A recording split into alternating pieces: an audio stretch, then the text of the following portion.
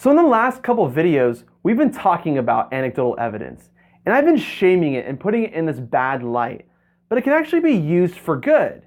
So as I mentioned at the very beginning of what is anecdotal evidence, I said that anecdotes can be used to explain large groups, so long as you're not using that to explain an entire population.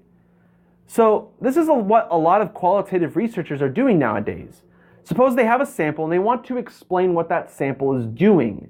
Well, the best way of doing that is grabbing one example from your sample that represents your sample as a whole, or maybe a large portion of it, and saying, look for yourself. This is what this looks like.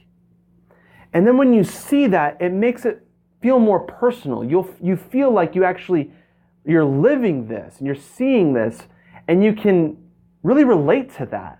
But if I just tell you something like 90% of people believe in such and such, that's not really personal to people. It doesn't really affect them. It doesn't really change them very much.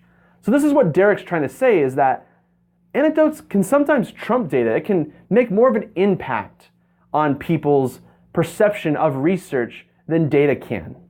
Anyways, thank you guys for watching this video, and thank you Veritasium for providing that great video.